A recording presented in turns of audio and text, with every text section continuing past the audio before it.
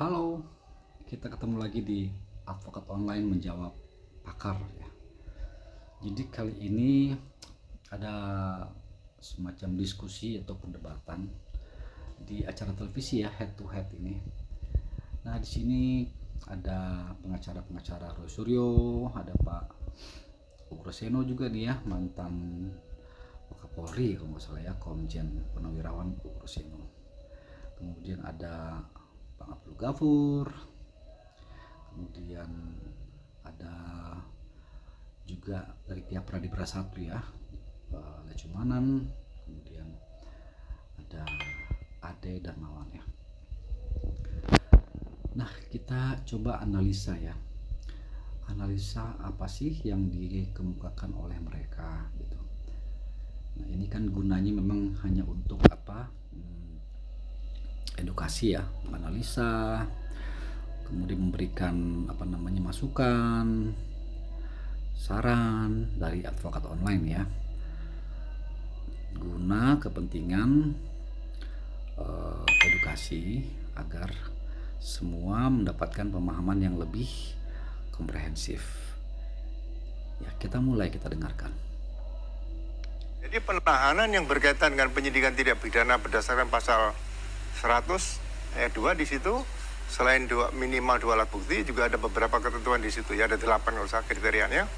Nah, kalau penahanan yang berkaitan dengan pelimpahan berkas perkara itu diatur dalam peraturan Kapolri nomor 6 tahun 2019. Oke.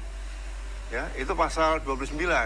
Jadi penyerahan tahap 2 itu bagi tersangka yang tidak ditahan apabila tidak kooperatif atau tidak tidak kooperatif atau diduga akan melarikan diri, dapat dilakukan penangkapan dan penahanan. Oke, saya potong di situ. Jadi penyidikan ini sudah selesai, sudah dilimpahkan tahap pertama kepada kejaksaan.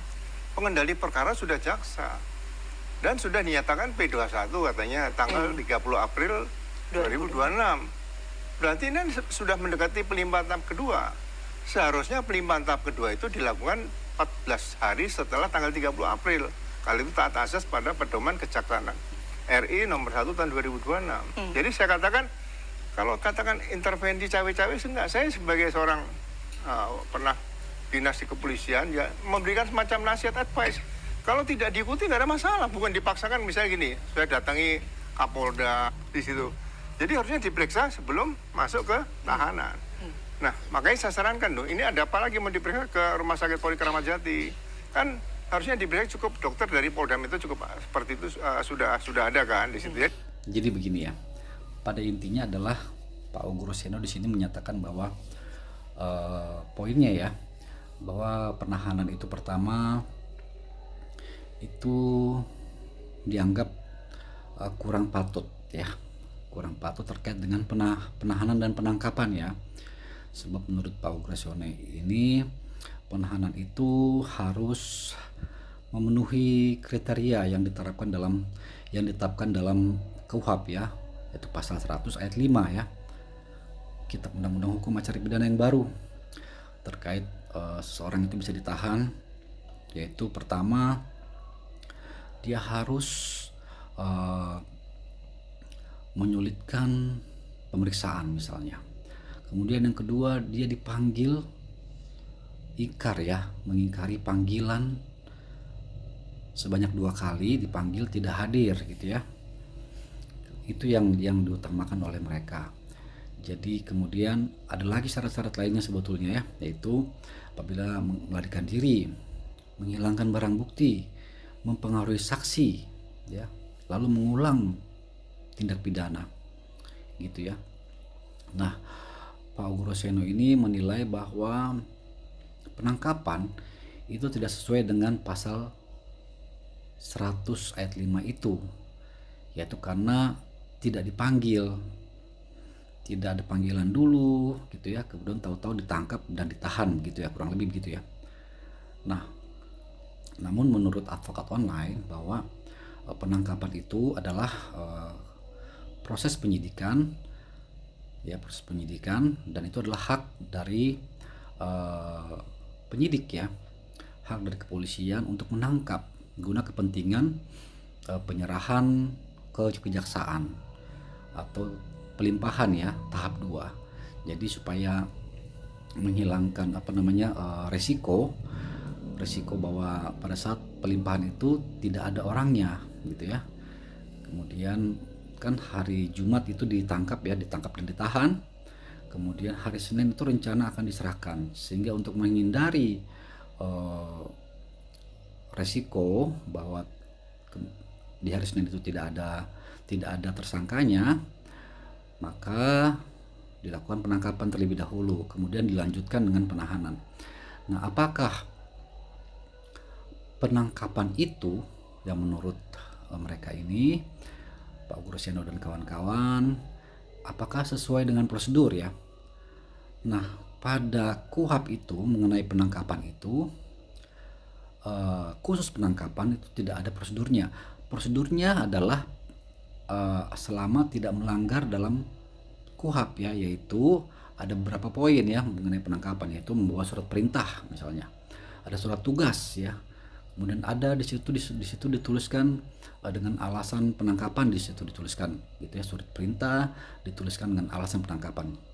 Yang penting alasan penangkapan itu dituliskan bahwa penangkapan itu alasannya kan cuman seseorang ditangkap itu cuman ada tindak pidananya. Pertama itu ada tindak pidana dan kemudian ada alat buktinya, cukup alat bukti itu sudah bisa ditangkap.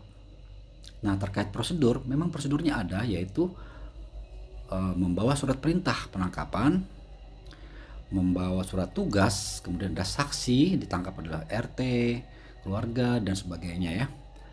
Nah, itu saja. Kemudian penahanan, nah ini apabila seorang ditahan, artinya bisa juga penyidik memanggil terlebih dahulu, bisa juga, namun bisa juga tidak. Jadi tidak harus itu ya, tidak harus dipanggil, namun bisa juga dipanggil gitu ya. Nah, ini kembali lagi adalah hak prerogatif dari para penyidik. Apabila menilai faktor-faktor lain, misalnya ada faktor dikhawatirkan ya, melarikan diri, menghilangkan barang bukti. Kemudian yang paling utama mungkin adalah pengulangan tindak pidana. Tindak pidana itu adalah tindak pidana yang sama dalam peristiwa yang sama gitu, yang sejenis ya, khususnya juga peristiwa yang itu gitu. Sebab misalnya menghilangkan barang bukti, dikhawatirkan barang bukti yang mana, barang bukti untuk perkara tersebut gitu. Jadi bukan barang bukti itu untuk perkara lain, tapi untuk perkara itu. Begitupun pengulangan, bukan untuk pengulangan perkara lain, tapi perkara yang itu gitu ya. Melarikan diri juga bukan melarikan diri untuk perkara lain dikhawatirkan, tapi untuk perkara itu gitu ya. Jadi pengulangan bukan untuk pengulangan perkara tindak pidana lain, tapi tindak pidana tersebut gitu ya. Bisa juga untuk tindak pidana lain, bisa juga, namun di sini difokuskan pada tindak pidana itu, peristiwa itu ya. Kemudian Pak Ugrosyeno juga menyatakan bahwa ini sudah P21, lalu bukan lagi hak penyidik ya. Ya betul, jika P21 bukan lagi hak penyidik jika menurut advokat online ya sudah terjadi penyerahan, pelimpahan kepada kejaksaan. Sehingga jika sudah terjadi pelimpahan maka bukan lagi menjadi hak penyidik. Namun ini kan belum, baru P21. Baru P21 suratnya sudah diterima, artinya sudah dinyatakan lengkap oleh jaksa. Nah, tapi belum dilakukan pelimpahan. Pelimpahan itu baru pada hari Senin ya, baru resmi. Nah, selama belum dilimpahkan itu artinya masih merupakan hak penyidik untuk melakukan penangkapan dan termasuk penahanan dulu ya. Penangkapan 1x24 jam, kemudian dilanjutkan dengan penahanan gitu ya. Jadi terlepas dari dia dipanggil terlebih dahulu atau tidak, dia tidak mangkir, yaitu bisa juga ya, bisa juga dipanggil, tapi bisa juga tidak gitu. Yang jelas selama proses itu artinya ada faktor-faktor lain yang memberikan alasan kepada penyidik untuk menahan seorang Jadi bukan hanya tidak memenuhi panggilan, tapi juga ada faktor lain, yaitu misalnya pengulangan tindak pidana atau menghilangkan barang bukti ya. Meskipun barang bukti sudah dikumpulkan selama 700 barang bukti, udah banyak sudah ada di tangan penyidik, namun kan kemungkinan ada barang bukti lain yang bisa mereka peroleh gitu kan. Jadi kita lanjut ya. Kalau tetap dipaksakan ke mana? Ke bawa ke rumah sakit Polri Kramat Jati, ya silakan, saya tidak bisa menghambat. Tapi ya saya... Nah ini kemudian Pak Ugro juga menyatakan bahwa saat itu mereka protes kenapa harus dibawa ke rumah sakit Polri Kramat Jati, sedangkan di Poldas itu ada Bidokes ya, ada bidang kedokteran kesehatan ya itu ya, di Polda sendiri. Jadi mereka protes gitu loh, kenapa harus dibawa ke rumah sakit padahal di situ ada gitu ya. Kita lanjut. Saya katakan sekali lagi, kadang-kadang orang lupa bahwa Tuhan itu tidak tidur, ya kan? Begitu masuk rumah sakit Polri Kramat Jati, tidak ada yang mempengaruhi. Dokter melihat ada gangguan, misalnya yang saya ketemukan saya mendapat penjelasan dari dokter pada Mas Roy waktu itu, kadar gula darahnya naik situ. Dokter Tifa juga seperti itu. Nah, gitu ya. Jadi ternyata setelah di rumah sakit diperiksa, ternyata Dokter Tifa maupun Roy Suryo ada penyakit yang mesti dirawat inap ya. Nah artinya begini, artinya ya seharusnya pihak Roy Suryo itu berterima kasih gitu ya, maksudnya bersyukur gitu, karena tadinya mereka nggak mau dibawa ke Polri ya, rumah sakit Polri, tapi polisi penyidik memaksakan lah seperti itu kurang lebih, supaya dibawa, dan juga dokteran dari pihak kepolisian itu menyarankan supaya dibawa ke rumah sakit Polri. Nah akhirnya kan ketahuan gitu bahwa ternyata mereka memerlukan perawatan yang lebih ya. Jadi harusnya menurut advokat online di pihak kepolisian itu telah menjalankan SOP dengan baik, sehingga memberikan manfaat gitu ya. Andai saja keinginan mereka misalnya dituruti saat itu, tidak dibawa misalnya ke rumah sakit Polri, maka kemungkinan kan akan lebih parah ya, ternyata Mas Roy Suryo misalnya ada gula ya, mesti diopname ya ternyata. Kemudian harus ada juga pemeriksaan yang tidak ada alatnya mungkin di Polda ya, misalnya EKG, tes jantung dan segala macam, itu hanya ada di rumah sakit Polri. Jadi ya patut berterima kasih, bersyukur ya pada Polda Metro Jaya yang memaksakan gitu ya, gitu. Terus rekomendasi dokter, bukan permintaan penasihat hukum, bukan. Rekomendasi dokter harus dirawat inap. Ya, kan semuanya kan sehat-sehat aja, sampai luar biasa kan, kayak semangatnya itu kan. Nah itu kan tiba-tiba masuk gitu loh. Nah kan orang juga teringat pada tahun berapa, 2019 atau 2020 yang lalu, kasus Stupa kan begitu. Kasus apa, Pak? Stupa dulu. Okay. Ya pemikiran kan akan ke sana larinya gitu, ya kan. Nah kan kalau pas keluar kan, ya Dokter Tifa itu lemas ya Pak, pakai ini. Kan berangkatnya kan nggak ada problem sama sekali. Nah itulah menimbulkan suatu pertanyaan ya, terlepas bahwa itu memang ada wewenang dari pihak kedokteran ya. Jadi begini ya, Bang Andi Aswan ya, kalau nggak salah itu, menyatakan bahwa saat sebelum ditahan itu Dokter Tifa dan Mas Roy Suryo itu kelihatan baik-baik saja gitu ya. Kemudian mereka ingat pada kasus sebelumnya, itu kasus Stupa itu, yang ya mereka menganggap bahwa saat itu Roy Suryo mendadak sakit ya, seakan-akan bahwa itu adalah pura-pura sakit begitu ya, sehingga mendramatisir lah, atau seperti itulah kurang lebih. Jadi nah menurut advokat online itu juga tidak sepenuhnya patut dibenarkan ya, itu adalah asumsi. karena pertama, prosedur pemeriksaan itu adalah prosedur wajib ya, dilakukan oleh pihak kepolisian dan sudah dilakukan. Kemudian apabila ternyata memang Mas Roy Suryo itu ada penyakit, begitupun Dokter Tifa ya yang memang perlu perawatan lebih lanjut, dan kelihatan memang situ Dokter Tifa mungkin ada seperti gotong ya, kayak gimana ya, kemudian Mas Roy Suryo juga kelihatan kayak lemas atau bagaimana, itu mungkin saja terjadi. Karena kan namanya orang ditahan itu kan suatu peristiwa yang luar biasa ya, peristiwa yang tidak biasa. Jadi bisa saja mengakibatkan seorang itu menjadi pertama shock, stres ya. Kemudian stres itu kan ya bisa mengakibatkan berbagai macam penyakit ya. Jadi kita juga tidak bisa menilai bahwa itu hanya pura-pura ya, dalam tanda kutip ya, hanya pura-pura, itu hanya mengada-ada, kok tadinya sehat tiba-tiba sakit ya. Jadi sebaiknya jangan juga mengambil kesimpulan seperti itu, karena kita nggak tahu ya, namanya keadaan seorang itu berbeda-beda satu dengan yang lainnya ya. Jadi bisa saja saat itu drop, memang bisa terjadi ya, gitu. Kita lanjut ya. Pihak dokter dari rumah sakit, tapi ini harus memang diinfokan gitu.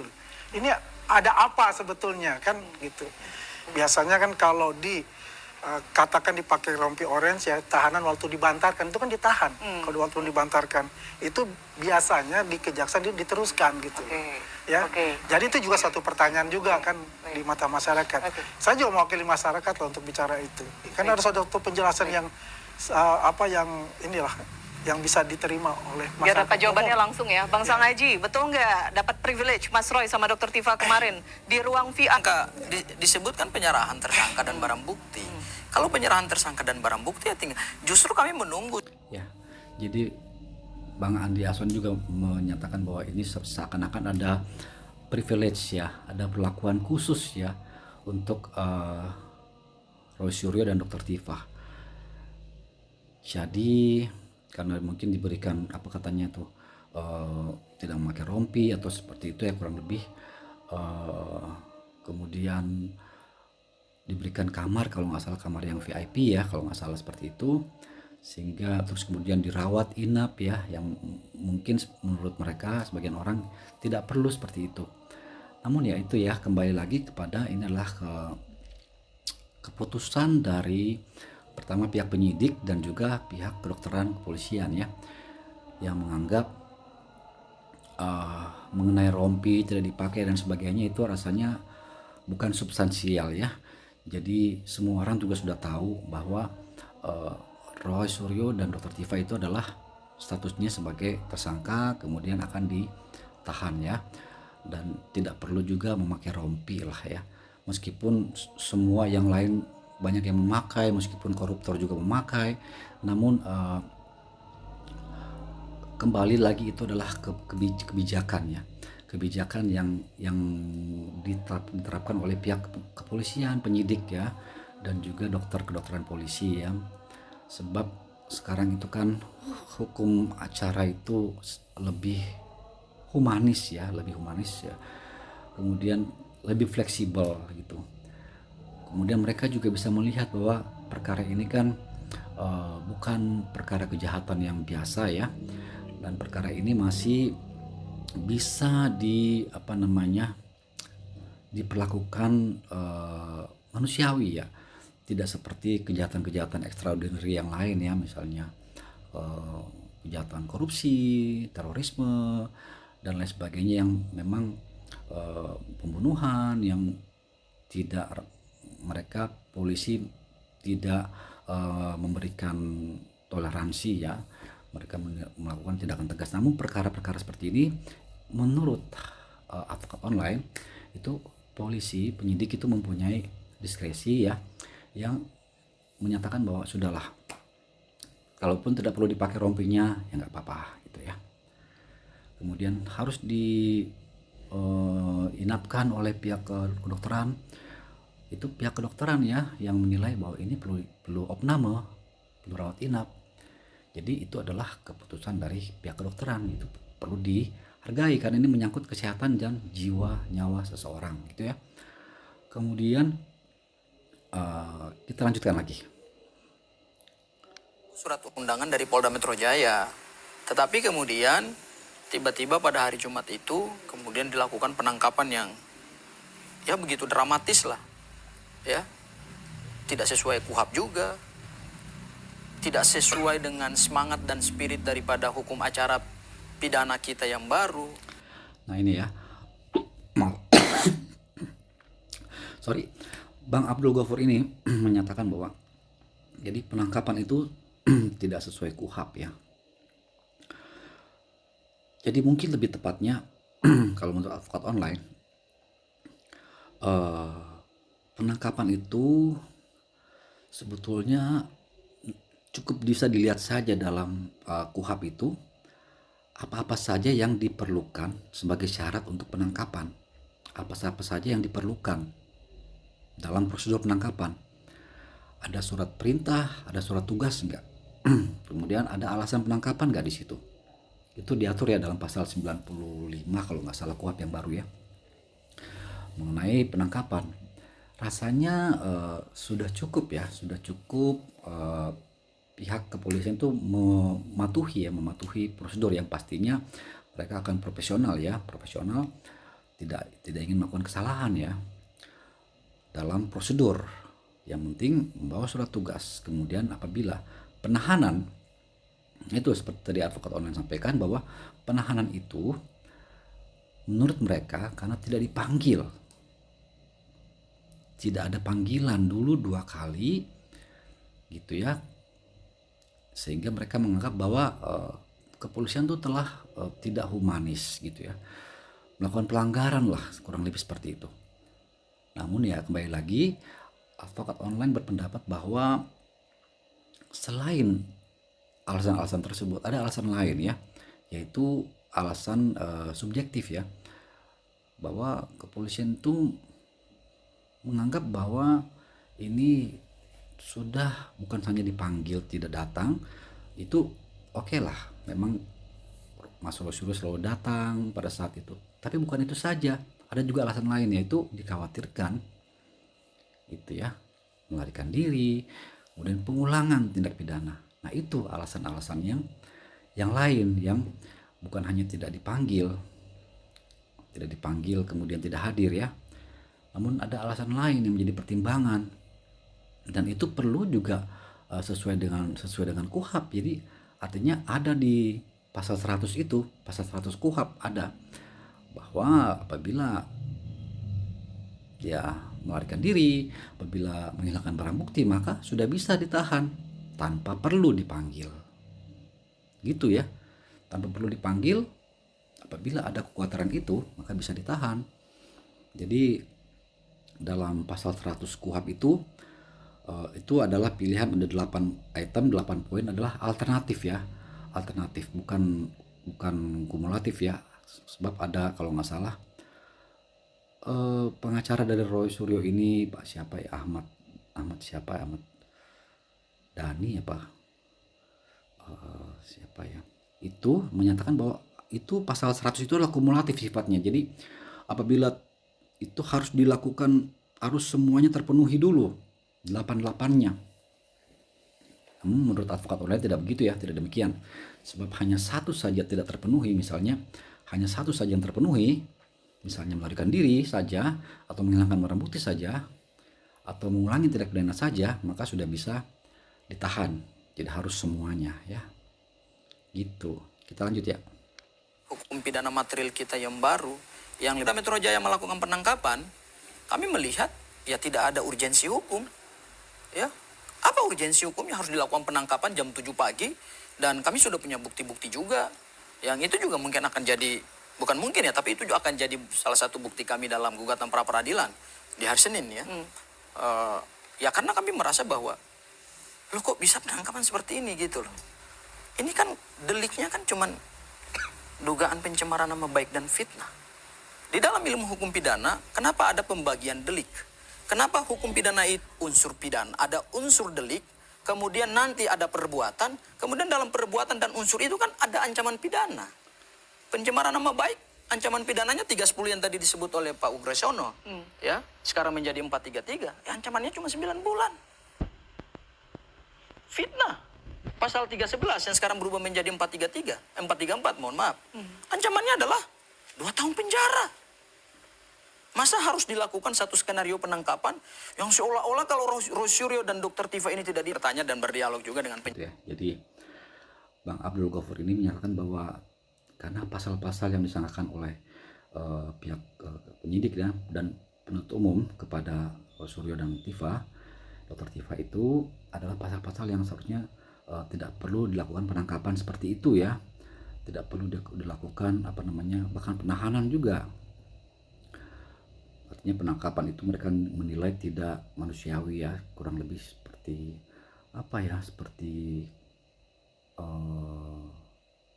kalau nggak salah ya kata mereka itu seperti ada film G30 PKI itu ya, kalau nggak salah itu ya. Jadi karena anggapan mereka bahwa hukuman ancaman itu hanya pencemaran nama baik, hanya fitnah yang ringan ya, gitu. Jadi tidak perlu seperti itu. Jadi ya menurut advokat online ya itu juga ada betulnya, ada juga benarnya, namun tidak sepenuhnya ya, tidak sepenuhnya benar. Itu menurut advokat online ada, karena ada pasal 32 dan 35 gitu. Jadi itu sudah memenuhi syarat seorang itu bisa ditangkap dan ditahan ya. Terlepas dari proses penangkapan yang menurut mereka brutal seperti itu ya, brutal, namun selama itu mengikuti SOP, mengikuti prosedural yang diatur dalam KUHP, diawasi oleh RT RW misalnya, bawa surat penangkapan, bawa surat tugas, bawa surat perintah dan sebagainya. Dan penangkapan itu hal yang lumrah ya, dilakukan seperti itu. Gitu. Jadi semua orang yang ditangkap rata-rata begitu ya, rata-rata mengalami peristiwa yang nggak enak ya, gitu. Tapi menurut mereka seharusnya Dr. Tifa itu ataupun Rosyuryo diperlakukan dengan tidak begitu ya. Namun ya menurut advokat online ya seharusnya sama ya, equality before the law ya. Jadi setiap orang sama, tidak ada yang spesial, tidak ada yang ini, karena sebagian besar pun apabila dilakukan penangkapan itu akan brutal. Namanya penangkapan itu sudah pasti dalam tanda kutip brutal gitu ya, karena penangkapan ya, penahanan ya. Namun menurut advokat online yang dilakukan oleh pihak penyidik itu sudah sesuai dengan prosedur dan tidak juga bisa dikatakan brutal oleh mereka, tidak ya, sebab itu hal yang standar ya, standar.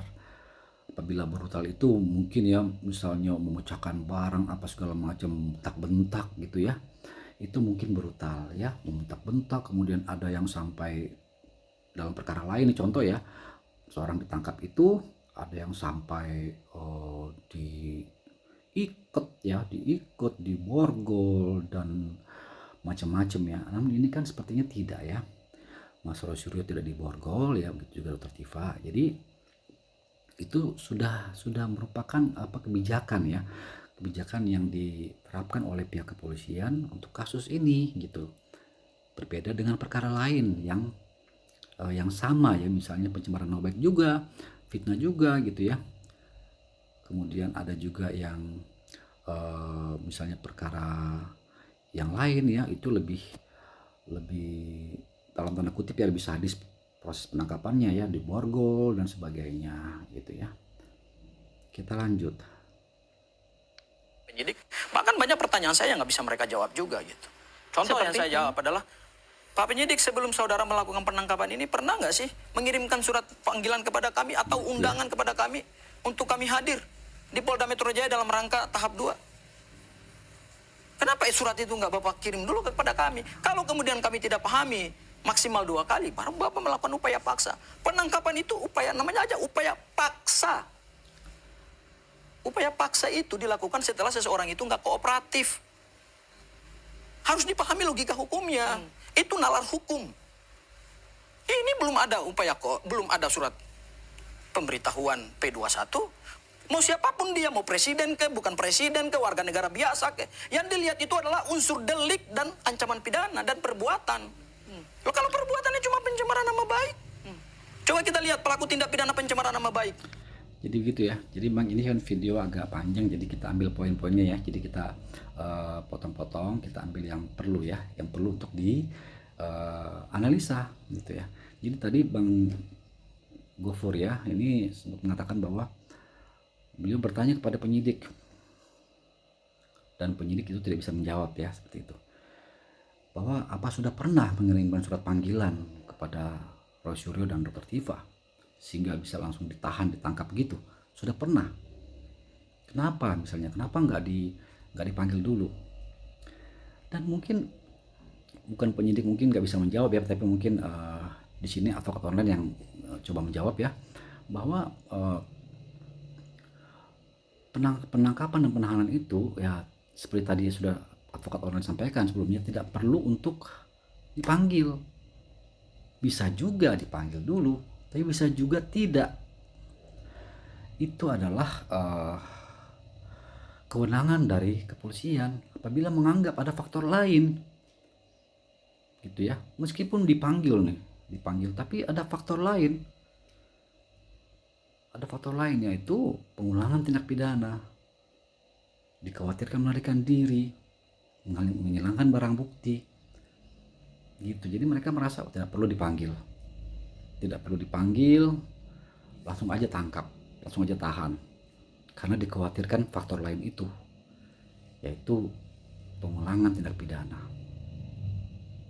Kurang lebih seperti itu ya Bang Gofur. Jadi memang ya sebaiknya memang dipanggil dulu sebaiknya gitu, tapi bisa juga tidak. Artinya tidak itu bukan suatu keharusan gitu, artinya bukan suatu keharusan dipanggil dulu, sebab ada alasan lain yang menjadi pertimbangan penyidik atau kepolisian menangkap dan menahan Tiva meskipun tidak dipanggil terlebih dahulu, yaitu alasan lain pengulangan tindak pidana, menghilangkan barang bukti, melarikan diri, dan lain-lain.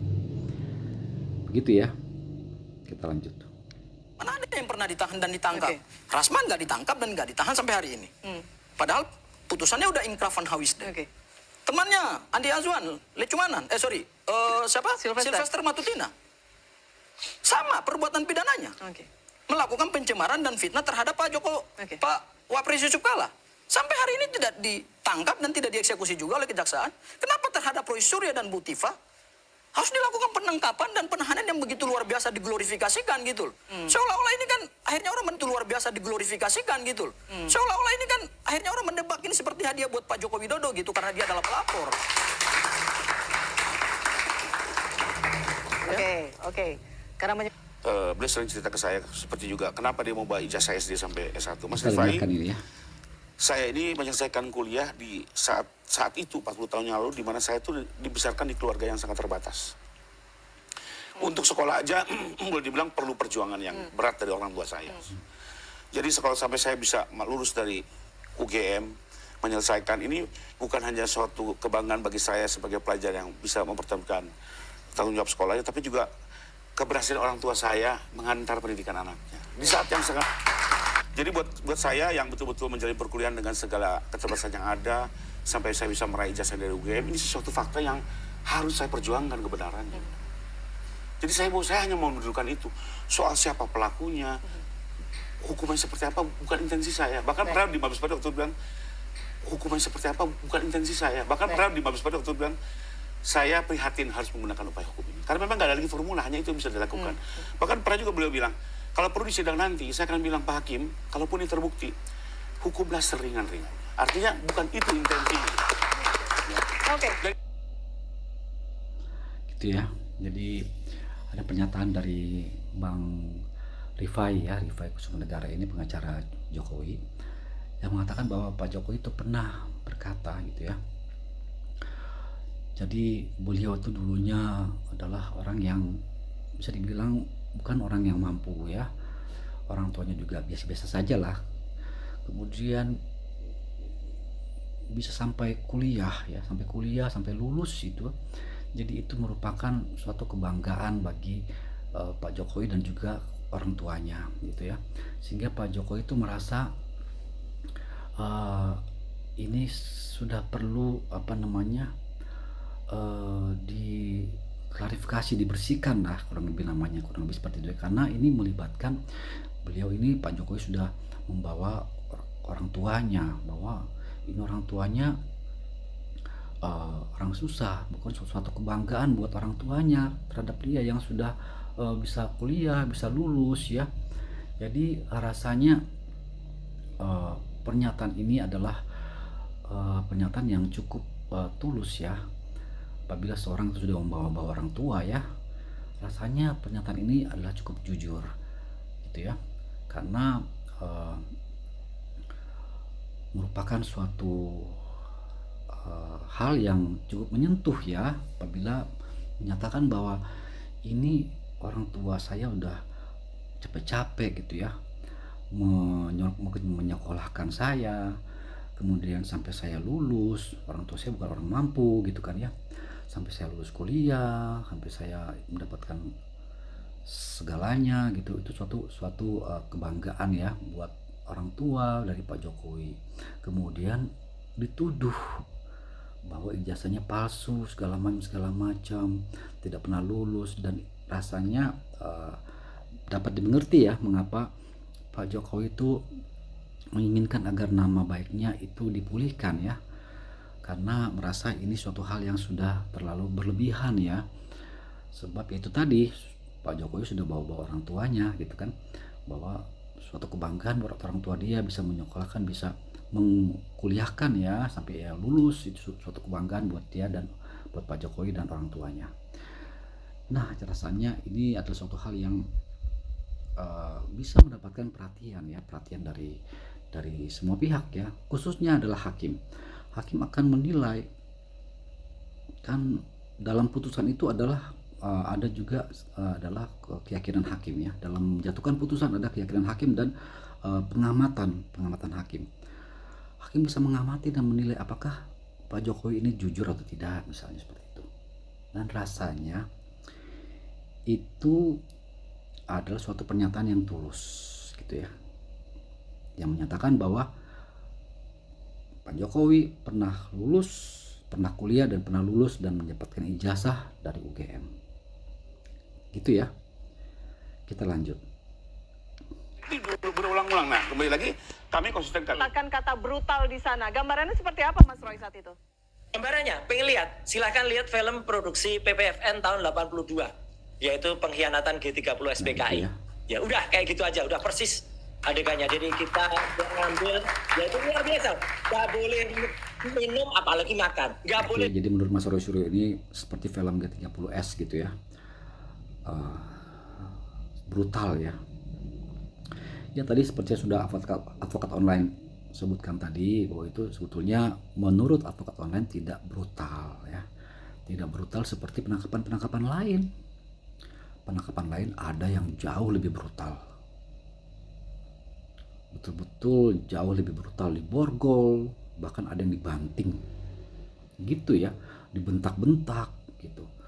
Pokoknya namanya penangkapan ya kurang lebih SOP seperti itu ya, yang perlakukan seorang yang dianggap tersangka gitu ya, melakukan tindak pidana.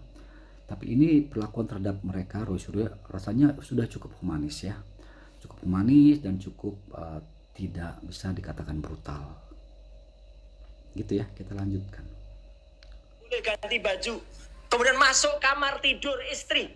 Ya, ini kan luar biasa. Tiba-tiba mereka tanpa disertai petugas RT dan RW. Ya, tiba-tiba naik ke atas dan kemudian lagi langsung bawa, bahkan saya mau dibuat. Kami sudah memasukkan surat permohonan untuk pra-peradilan. Tetapi kemudian mengingat dari perkembangan situasi ya, di mana diputuskan pada tanggal 21 Juni 2026 saya tidak ditahan ya pada saat proses persidangan, maka kami kemudian memutuskan untuk membatalkan surat permohonan pra peradilan. Nah itu ya, jadi Dr. Tifa sudah sempat ingin mengajukan pra peradilan ya, namun kemudian mereka batalkan karena ini kan pengacara dari Dr. Tifa ini berbeda. Jadi mereka ada dua tim ya, mereka terbagi karena perkara Dr. Tifa dan Roy Suryo itu di split ya, terpisah ya, sehingga pengacara mereka pun akhirnya terbagi. Jadi Dr. Tifa itu menganggap bahwa tadinya mereka mau pra peradilan terkait penangkapan dan penahanan ya dan lain-lain, tapi ternyata mereka tidak jadi ya, sebab mereka menilai bahwa mereka tidak ditahan, penangguhan sudah dikabulkan. Artinya menurut anggapan kemungkinan ya, anggapan dari penasihat hukum Dr. Tifa bahwa mereka tidak perlu melakukan pra peradilan, tidak perlu lagi karena tidak ada prosedur yang salah, khususnya pada saat penahanan dan perkara sudah dilimpahkan ke kejaksaan gitu ya, sudah proses penuntutan. Jadi jika mereka melakukan pra peradilan terhadap proses penuntutan, proses penahanan pada tahap penuntutan, maka rasanya akan sia-sia, sebab pada proses penuntutan, penahanan itu tidak ada yang salah dalam prosedur, bahkan mereka sudah dilepaskan gitu ya. Jadi menurut Dr. Tifa dan timnya bahwa mereka tidak perlu melakukan pra peradilan gitu ya. Kita lanjut. Baik, itu tadi yang disampaikan Dr. Tifa. Kalau Mas Roy tetap jalan Mas pra peradilan? Ini kami memang memiliki tim hukum yang splitting berbeda sendiri-sendiri. Salah satunya kuasa hukum saya ada di CNN saat ini ya, Mas Gawur Sangadi. Di bawah juga ada juga Mas Refli Harun, ada juga kemudian Pak Yasena, ada juga Bu Sarah dan lain sebagainya ya gitu. Jadi artinya apa? Ya kami tetap melakukan itu, tapi memang yang diperapit beda. Setahu saya yang diperapit oleh Dr. Tifa, oleh kuasa hukum yang Pak Al-Katiri dan kawan-kawan adalah proses penahanan. Nah kan memang tidak ditahan. Yang kami perapit beda, dan itu hari Senin sudah mulai ada sidangnya. Jadi ditunggu saja. Tapi itu ya. Jadi menurut Roy Suryo ini mereka tetap melakukan pra peradilan ya, gitu, dengan kuasa hukumnya tetap, karena menurut mereka ini Dr. Tifa tuh beda. Objeknya adalah mengenai penahanan, sehingga seperti tadi advokat online sampaikan bahwa Dr. Tifa tidak menilai bahwa penahanan tidak ada yang salah segala macam, sehingga tidak perlu pra peradilan ya. Namun menurut Roy Suryo objek mereka berbeda. Jadi apa kira-kira selain penangkapan dan penahanan yang menurut Dr. Tifa dan timnya itu sudah sesuai prosedur ya, jadi tidak perlu melakukan pra peradilan ya, sebab sudah selesai prosedur dan penahanan tidak ditahan. Namun Roy Suryo berbeda, objeknya apa kira-kira. Nah dalam pra peradilan itu, jadi ini adalah memberikan edukasi ya, sekaligus supaya mendapatkan pemahaman tentang pra peradilan, khususnya bagi mahasiswa fakultas hukum ya gitu. Jadi pra peradilan itu objeknya menurut KUHP baru itu bisa dilakukan pada saat proses penyidikan dan proses penuntutan. Pertama itu ya. Nah, dalam perkara Roy Suryo ini sudah masuk pada proses penuntutan gitu ya. Artinya masih bisa. Nah, masih bisa. Pra peradilan itu akan gugur apabila sudah masuk mulai pemeriksaan pokok perkara. Maka tidak boleh gitu ya. Tidak boleh lagi pra peradilan, akan ditolak gitu ya. Namun sekarang pertanyaannya, apakah sudah masuk pokok perkara, sudah dilimpahkan ke pengadilan dan sudah akan disidangkan? Jadi ini kejar-kejaran waktu ya, rasanya belum, cuman mungkin sudah dilimpahkan ke pengadilan tapi belum mulai disidangkan ya, belum mulai ada disidangkan, sehingga harus cepat-cepat dilakukan pra peradilan. Nah pra peradilan itu dalam waktu 1 minggu ya sudah harus putus ya, 7 hari sudah harus putus. Jadi sidangnya itu maraton gitu ya. Nah kemudian apakah objek yang kira-kira dipermasalahkan oleh pihak Roy Suryo? Nah dalam KUHP baru itu, KUHP itu pada proses penuntutan apabila proses penyidikan sudah lewat kan, proses penyidikan itu mengenai penetapan tersangka, penyitaan, penggeledahan, penangkapan, penahanan ya. Kemudian ada juga SP3 gitu ya, khusus untuk pelapor ya. Pelapor memperadilankan mengenai SP3 si terlapor misalnya. Namun apabila sudah proses penuntutan itu terkait hanya dengan penetapan tersangka juga bisa. Penetapan tersangka, kemudian penangkapan, penahanan, terus penggeledahan, penyitaan. Jadi bisa ya, tetap bisa mempermasalahkan. Jadi mereka mempermasalahkan mengenai penetapan tersangkanya. Nah, apakah penetapan tersangka itu sesuai dengan prosedur atau tidak? Gitu.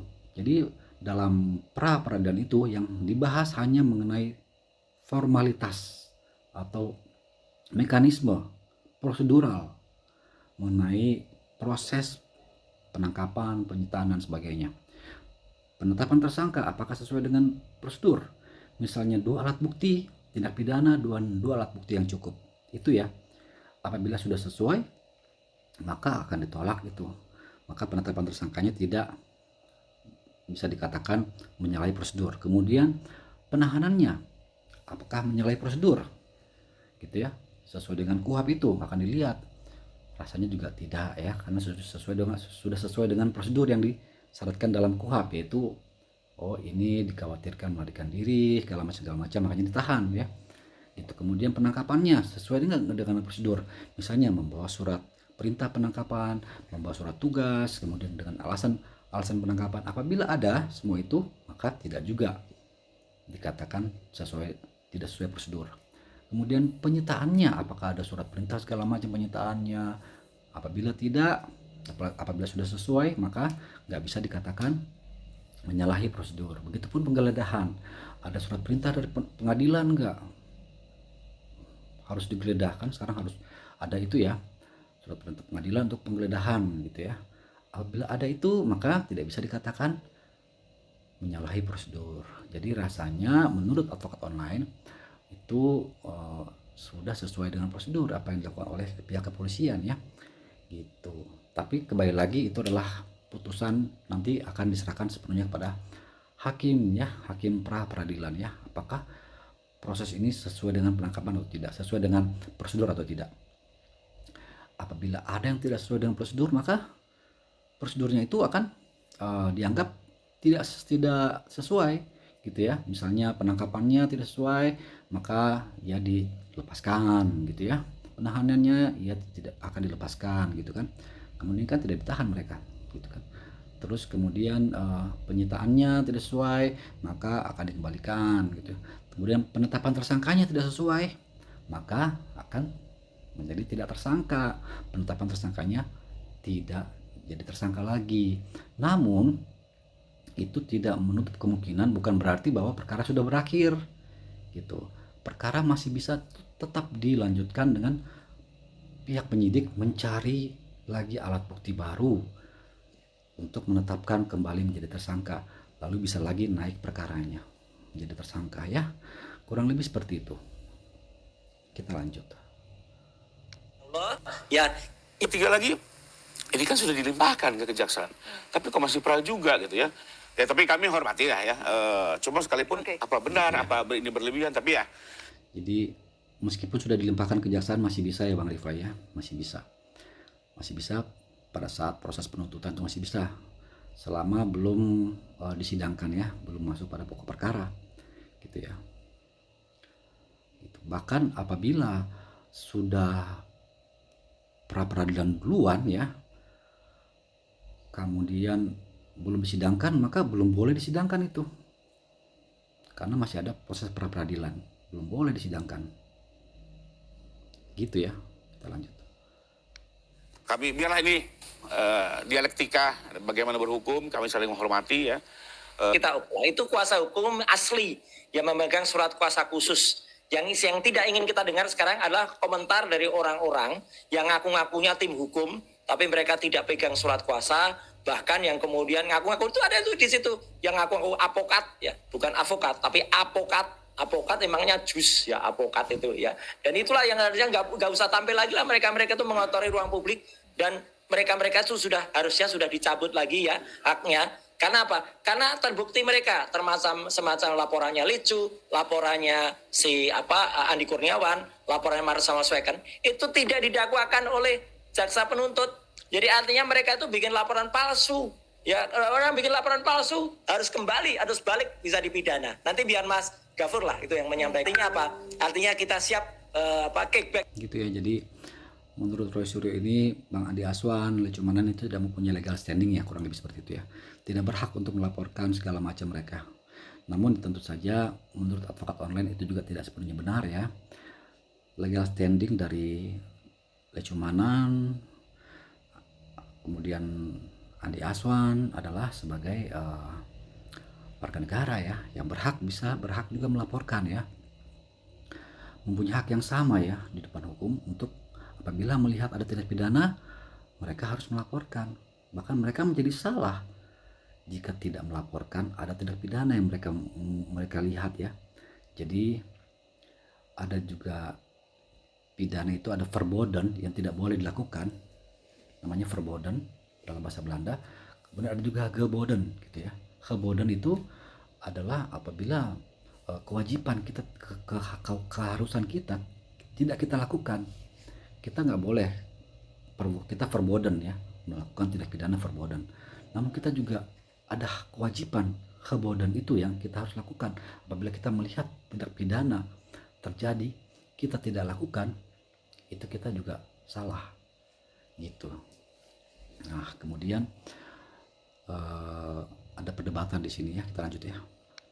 Terhadap kelakuan orang-orang itu yang sudah jelas-jelas menjerumuskan kasus ini dan juga justru membuat Pak Jokowi justru terseret-seret ya gitu. Mereka itu yang justru sebenarnya membuat rusak perkara ini dan membuat bangsa ini. Jadi begitu ya, Mas Roy Suryo ini menilai bahwa adanya laporan Bang Lecu Manan ini, kemudian ya, ini laporan itu mereka menganggap tentang terkait dengan penghasutan ya, penghasutan, kemudian ujaran kebencian kalau nggak salah ya, dan dilaporkan oleh pihak Pride Bersatu ya, itu adalah keliru menurut mereka. Dan sudah dinyatakan ditolak oleh jaksa ya, sudah digugurkan lah ya, kurang lebih seperti itu. Dan rasanya itu mungkin tepat ya, kalau menurut advokat online itu tepat untuk digugurkan, sebab rasanya tidak memenuhi unsur ya penghasutan itu. Juga ujaran kebencian terhadap sara itu kan harus ada unsur saranya, terhadap suku, agama, ras, dan antar golongan ya. Ujaran kebencian rasanya tidak masuk ya. Kemudian penghasutan juga harus ada perbuatan materialnya, harus ada akibatnya. Apakah sudah terjadi kerusuhan, harus kekerasan dalam harus terhadap penguasa publik, itu adalah unsur penghasutan. Rasanya tidak masuk ya, tidak masuk. Jadi sehingga perkaranya dihentikan oleh pihak kejaksaan, nah gitu ya. Kemudian Mas Roy Suryo ini merasa bahwa dengan laporan mereka itu adalah laporan palsu, gitu ya, laporan palsu, sehingga mereka dilaporkan balik oleh Mas Roy Suryo, ya gitu ya, mengenai katanya laporan palsu. Namun rasanya bukan laporan palsu yang Mas Roy Suryo laporkan, namun adalah pasal 394 ya, kurang lebih seperti itu ya, kalau nggak salah ya, dalam acara TV itu Mas Roy menyebutkan pasal 394. Namun pasal 394 itu bukan mengenai laporan palsu, bukan mengenai persangkaan palsu, namun mengenai menetapkan keterangan palsu dalam akta. Itu adalah pemalsuan akta. Rasanya kurang tepat itu ya, apabila itu dilaporkan gitu. Kalau dilaporkan mengenai keterangan palsu, itu bisa lebih tepat gitu ya. Persangkaan palsu namanya dalam pasal KUHP yang baru itu tuduhan fitnah, namanya tuduhan palsu. Itu ada pasalnya ya. Namun itu pun perlu dibuktikan apakah tuduhan itu adalah tuduhan palsu yang mengada-ada gitu ya. Misalnya contohnya si A itu dia tahu dengan pasti bahwa si B itu tidak mencuri motornya, namun ia yang menjual motornya, ia memberikan motornya kepada orang lain, tapi ia menuduh si B yang mencuri. Nah itu adalah tuduhan palsu. Itu yang disebut dengan persangkaan palsu, misalnya seperti itu ya. Kemudian akan diselidiki oleh pihak penyelidik ya, apakah betul si A itu telah memfitnah B gitu. Si B ini melaporkan si A itu kan, saya difitnah, persangkaan palsu. Saya nggak jual motornya, saya nggak curi, kemudian saya dituduh mencuri. Itu si A menjual sendiri motornya, itu adalah persangkaan palsu, itu adalah laporan palsu. Gitu. Si A itu menjual sendiri motornya, tapi melaporkan saya seakan-akan saya mencuri. Itu ya. Akhirnya si B melaporkan lagi si A dengan persangkaan palsu, tuduhan palsu. Kurang lebih seperti itu. Nah, apakah pihak Pradi Bersatu dalam hal ini Bang Leo Cumanan ini melakukan persangkaan palsu, tuduhan fitnah gitu ya? Rasanya menurut advokat online juga tidak ya, karena itu kan bukan fitnah, bukan tuduhan palsu, karena tidak diketahui pasti kebenarannya. Apabila memang diketahui pasti kebenarannya dan memang niatnya adalah untuk menipu, dalam hal ini menipu pihak kepolisian gitu ya, menipu, maka itu baru bisa kena gitu. Kalau yang dilakukan oleh Bang Leo Cumanan Pradi Bersatu ini kan bukan untuk bermaksud untuk menipu, untuk menyesatkan ya pihak kepolisian, padahal mereka tahu itu tidak betul laporan mereka, tapi mereka tetap lakukan misalnya, itu baru kena. Tapi ini kan tidak seperti itu menurut advokat online. Jadi kita teruskan. Gaduh ya, dan juga Mbak Tio tuh senyum-senyum aja itu ya gitu. Mereka yang buat gaduh dari bangsa ini. Jadi kita tunggu saja dan kita Itu upaya kami ya, terserah Bang Roy ya kan, terkait apapun yang disampaikan Bang Roy ya kita sama-sama aja Bang Roy. Kebetulan Bang Roy udah laporkan saya juga akan menghadapi laporan Bang Roy. Nggak usah khawatir Bang Roy, saya akan menghadapi laporan Bang Roy. Tapi Bang Roy juga harus siap-siap ketika nanti saya akan membuat laporan baru ya. Kita head to head aja Bang Roy. Ya, siap? Siap ya, head to head aja kita ya. Nggak usah pakai lagi laporan Pak Jokowi. Saya head to head sama Bang Roy. Oke? Ya, hati-hati Bang Roy ya. Ya, hati-hati. Siap. Oh, hati-hati juga Lecu ya. Jadi begitu ya. Jadi mereka berdua ini akhirnya saling melaporkan ya. Rasanya kalau menurut advokat online ini hal yang tidak perlu ya, sudah tidak perlu dilakukan ya, sebab rasanya sudah perlu dihentikan gitu ya. Sebab ini kan substansi dari laporan Bang Cumanan ya, khususnya Pradi Bersatu ya, itu adalah mengenai kan keadilan ya, mencari keadilan untuk Pak Jokowi, karena nama baik Pak Jokowi itu sudah tercemar lah, kurang lebih seperti itu ya. Jadi sebagai perwakilan ya, mewakili Pak Jokowi untuk mencari keadilan bagi Pak Jokowi ya. Nah, rasanya menurut advokat online sudah mulai tercapai, sudah ada titik terang ya, Pak Jokowi mendapatkan keadilan dengan sudah dijadikan tersangka pihak Roy Suryo ini sebagai tersangka pencemaran nama baik dan fitnah gitu ya. Dan rasanya ini sudah cukup, tidak perlu lagi meneruskan ke misalnya penghasutan, ujaran kebencian yang berat ya, yang berat tuh ancaman segala macam hukumannya. Rasanya bahkan Pak Jokowi sendiri tidak menginginkan itu ya. Tadi sempat kita dengarkan bahwa Bang Rifai itu menyampaikan bahwa Pak Jokowi nanti maunya bahkan kalau bisa Pak Jokowi akan meminta kepada hakim agar mereka diberikan hukuman yang seringan-ringannya. Jadi luar biasa ya Pak Jokowi. Jadi sebaiknya ini sudahlah menurut saran itu dari advokat online, bahwa sebaiknya tidak perlu lagi diteruskan saling lapor-melapor ya. Kemungkinan juga laporan Roy Suryo juga tidak akan dihentikan ya, pihak penyelidik, bahwa ini kan adalah pasal pemalsuan surat, pemalsuan akte ya, tidak terpenuhi ya. Kemudian Bang Leo Cumanan juga menurut ini sudah kejaksaan juga sudah menghentikan, jadi rasanya sudah cukup diakhiri. Yang penting keadilan bagi Pak Jokowi ini sudah kelihatan ya, sudah sedang menjalin proses ya, sudah akan didapatkan gitu ya. Jadi saran advokat online. Kita lanjut. Oke, laporan apa Bang Lecu? Ya nanti masih saya pertimbangkan, tapi dalam waktu dekat akan saya buka laporan di Polres Jakarta Selatan. Oke. Siap-siap aja Bang Roy. Baik, Bang Sang Haji mau melaporkan apa Bang Lecu? Iya, Bu, jadi pasal sampah semua. Oke, Bang Lecu. Ya artinya tetap saya akan berkoordinasi kepada penyidik untuk menanyakan apa petunjuk P19. Saya akan mendorong terus untuk segera dilengkapin. Dan sayangnya Karena nggak ada SP3, karena kan nggak ada SP3. Sampai sekarang kan pihak jaksa tidak pernah menentukan SP3. Kalau memang mereka pegang SP3-nya ya nggak apa-apa, berhenti berarti kan? Gitu kan? Ini kan sampai sekarang orang ini juga nggak pegang SP3-nya. Kalau di SP3 kan berarti perkara pidananya di SP3 kan. Paham nggak apa yang disebut dengan penyidikan terhadap berkas perkara atau penelitian terhadap berkas perkara. Kita harus bedakan. Oke. Yang kewenangan jaksa peneliti itu adalah meneliti berkas perkara baik secara formil pun maupun material. Secara formil beliau meriksa tuh dokumen-dokumen berkas perkara dari mulai LP-nya Pak Jokowi dan seterusnya tidak perlu saya jelaskan. Secara material dia harus mengkaji pasal-pasal itu, kemudian dia sesuaikan dengan alat bukti, kemudian setelah itu dia berikan petunjuk kepada penyidik. Mohon maaf penyidik, pasal yang Anda tetapkan sebagai tersangka tidak memenuhi kualifikasi delik dan tidak diperkuat dengan alat bukti. Digugurkan, tidak perlu ada surat SP3. Kalau di SP3 kan... Nah, gitu ya. Jadi Bang Ali Syumarin ini kan perkaranya menurut Bang Abdul Ghafur ini sudah dihentikan ya. Namun menurut Bang Ali Syumarin ini bahwa belum ada SP3. Jadi mereka akan terus mendorong supaya laporan mereka itu bisa diteruskan ya. Dari P19 itu mereka akan mendorong gitu. Karena mereka juga belum menerima SP3. Nah, menurut Bang Abdul Ghafur ini tidak perlu SP3. Namun menurut advokat online itu tetap diperlukan SP3. Penghentian penyidikan, sebab ini kan sudah naik sidik ya, sudah proses penyidikan ya. Untuk perkara Roy Suryo ini laporannya Pradi Bersatu harus dihentikan ya.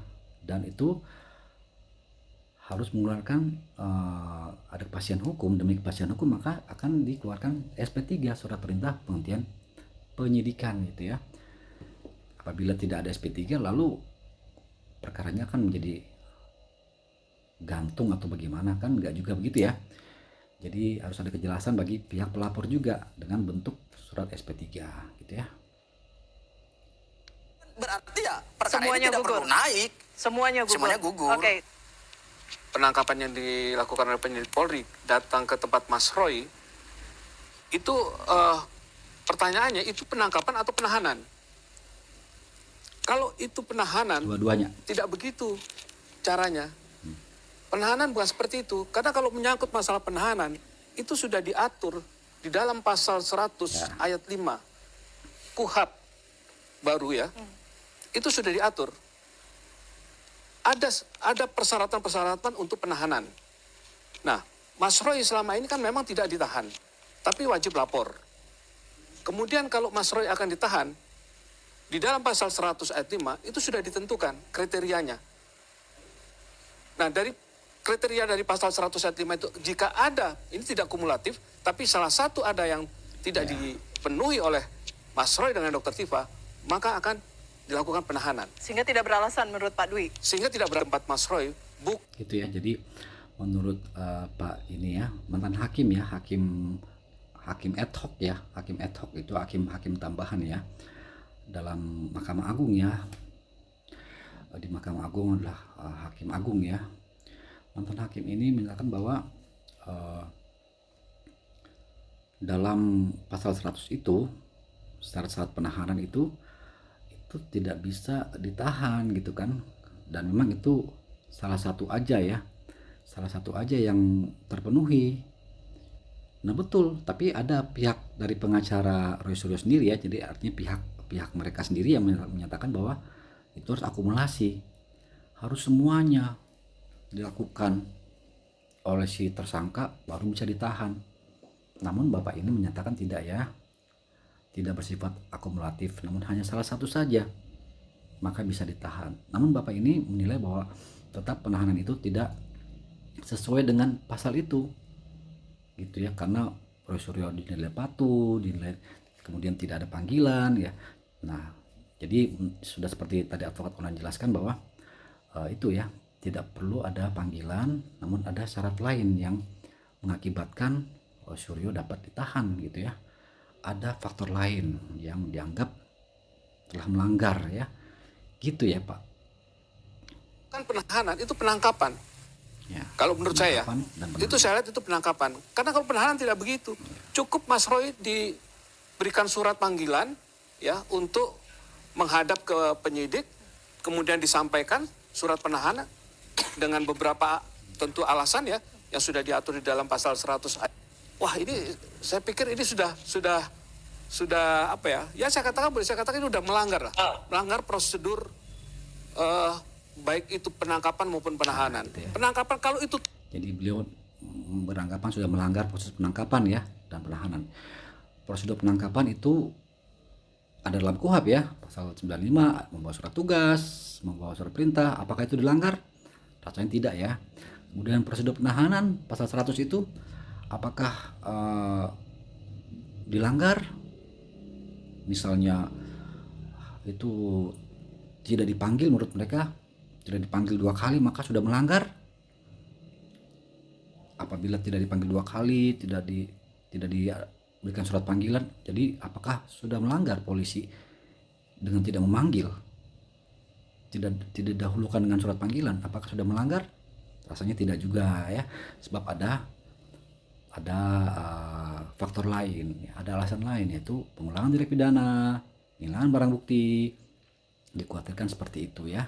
Jadi tidak dipanggil dulu baru bisa ditahan, tidak harus dipanggil dulu gitu ya. Namun karena dikhawatirkan hal-hal lain bisa ditahan gitu ya Pak. Dengan segala hormat Pak. terjadi penangkapan, mungkin tidak boleh dilakukan seperti itu. Gitu. Perlakukanlah seorang menggunakan celana panjang atau ganti baju. Nah, ini sudah menyalahi prosedur penangkapan. Sekali lagi saya katakan bahwa penangkapan itu harus manusiawi. Siapapun ya, kecuali memang Tidak ada larangan baik di undang-undang maupun di peraturan Kapolri atau peraturan kepolisian yang menyatakan polisi dilarang menangkap. Nah itu ya. Ya kan? Makanya orang tanya. Itu ya, jadi Pak Groseno sendiri menyatakan seperti itu ya. Jadi itu penangkapan tidak ada larangan. Polisi menangkap tidak ada. Jadi memang betul. Itu hak dari kepolisian dalam proses penangkapan selama mereka mengikuti prosedur penangkapan yang diatur dalam KUHP, yaitu membawa surat perintah penangkapan, surat tugas, memanggil saksi dan sebagainya. Itu penangkapan ya. Beda dengan penahanan. Itu kalau penahanan itu kan harus ada alasan yang tadi seperti advokat online sebutkan, menghilangkan barang bukti dan lain-lain ya. Namun penangkapan tidak, bisa saja ditangkap. Bahkan ada ya kejadian lebih parah, penangkapannya lebih brutal ya, dalam tanda kutip ya, lebih brutal daripada ini, banyak gitu ya. Jadi rasanya ini sudah cukup humanis dan cukup fleksibel pihak penyidik dalam hal ini yang melakukan penangkapan gitu. Apakah Mas Roy sama Dr. Tiffany sejak Jumat tanggal 2019 itu ditangkap? Iya, ditangkap. Ditangkap dalam rangka apa? Dalam rangka akan pelimpahan tahap kedua. Gitu ya. Nah, aturan untuk ditangkap dalam peraturan Perkap nomor 6 tahun 2019 di situ, pasal 20 salah ya, bahwa seorang tersangka kalau dia sudah kooperatif dan tidak akan melarikan diri, diberikan surat panggilan. Seperti yang saya pelajari. Gitu ya. Jadi kembali lagi diulang-ulang ya. Jadi menurut mereka penangkapan itu harus ada surat panggilan segala macam ya. Menurut Perkap ya kalau nggak salah itu. Jadi penangkapan dan penahanan ya. Namun itu ya, kembali lagi advokat online berpendapat itu penangkapan adalah hak dari kepolisian dan juga penahanan ya, dengan mempertimbangkan faktor-faktor dan alasan-alasan yang terdapat dalam pasal 100 KUHP itu dan pasal 95 KUHP mengenai penangkapan dan penahanan gitu ya. Jadi rasanya cukup sekian dulu analisis perdebatan ya. Ini tidak lain tidak bukan, gunanya adalah tujuan adalah edukasi ya bagi masyarakat awam hukum, sehingga bisa mendapatkan pemahaman hukum positif Indonesia yang lebih komprehensif ya. Terima kasih, sekian dan wassalam.